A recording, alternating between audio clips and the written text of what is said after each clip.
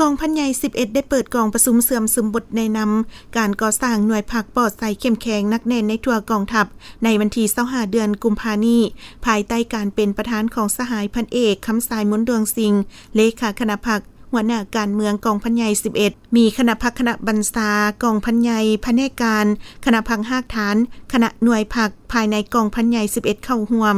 สหายพันโทคำลาวงพระจันทร์คณะพรรคหัวหน้าแขนงจัดตั้งพรรคได้ผ่านบทแนะนำของกรมใหญ่การเมืองกองทัพเกี่ยวกับการก่อสร้างหน่วยพรรคปลอดภัยเข้มแข็งนักแน่นในทั่วกองทัพอิงตามการแจ้งการของคณะจัดตั้งศูนย์กลางพรรค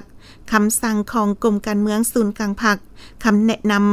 ขณะจะตั้งศูนย์กลางพรรคเกี่ยวกับการก่อสร้างหน่วยพรรคปลอดภัยเข้มแข็งนักแน่นและอิงตามการจะตั้งปฏิบัติเวียกงานก่อสร้างหน่วยพรรคปลอดภัยเข้มแข็งนักแน่นของการจะตั้งหากฐานพรรคในทั่วกองทัพและอย่าผ่านมาเพื่อเห็นให้การก่อสร้างหน่วยพรรคปลอดภัยเข้มแข็งนักแน่น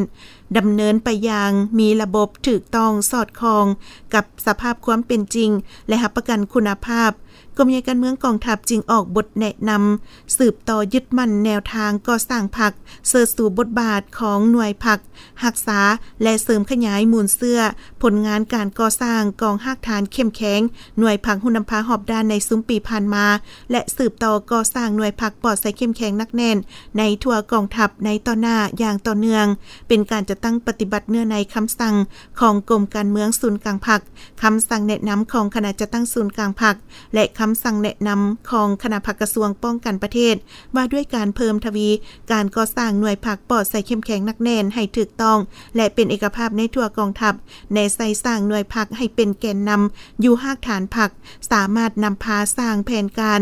นำพาจัดตั้งปฏิบัติแผนการสรุปตีราคาการจัดตั้งปฏิบัติแผนการตีราคาคุณภาพแบ่งประเภทสมาชิกพรรคและหน่วยพรรครับประกันคุณภาพซึ่งบรรดาผู้เข้าร่วมได้ค้นคว้าปัญหาสำคัญเนื้อในเอกสารด้วยความเป็นเอกภาพพร้อมทั้งแลกเปลี่ยนคำคิดคำเห็นและถอดถอนบทเรียนร่วมกันอีกด้วย